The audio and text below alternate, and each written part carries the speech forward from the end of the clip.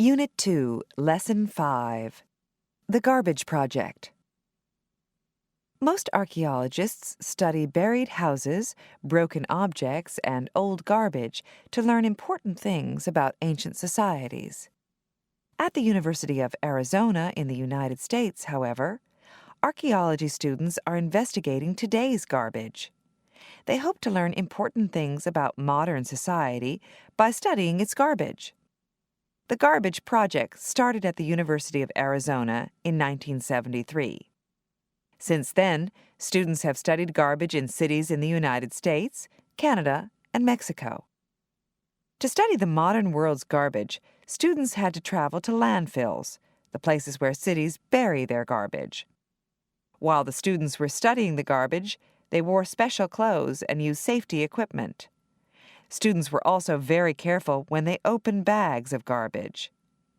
What have students in the Garbage Project learned from studying modern garbage? One important thing they learned is that the garbage in landfills disappears very slowly. That was surprising to the students, as well as to many scientists who had predicted that roughly 70% of the garbage in landfills would disappear naturally and quickly.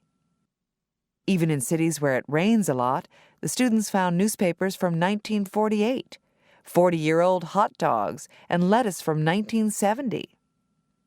The Garbage Project also revealed that what people say they do is often very different from what they actually do.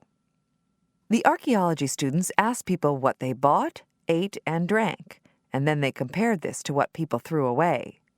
For some reason, the two didn't match. For example, the students found many more empty bottles of alcohol than people said they drank. Information from the Garbage Project has also helped us to see how much garbage we actually put in landfills.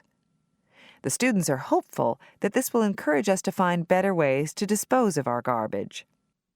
Of course, the best way to dispose of garbage depends on what kind of garbage it is.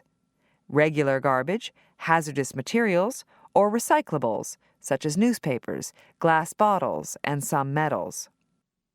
Regular garbage goes to regular landfills. Hazardous materials, on the other hand, contain poisonous chemicals or metals. They shouldn't go into regular landfills. Ordinary houses are full of hazardous waste. The most problematic hazardous waste in homes is batteries. When batteries end up in a landfill, they often break open. The poison inside them moves through rainwater and other liquids to the bottom of the landfill. Then it can pollute the natural water in the ground. People could avoid this problem by using rechargeable batteries. Another hazardous waste from homes is motor oil. When people pour old motor oil on the ground or throw it in the garbage, it poisons the environment. They should recycle old motor oil instead. Unfortunately, recycling is expensive. It takes time, equipment, and special treatment. Toronto began the first recycling program in North America in 1982. The city started by recycling newspapers, and later it added glass and cans to its recycling program.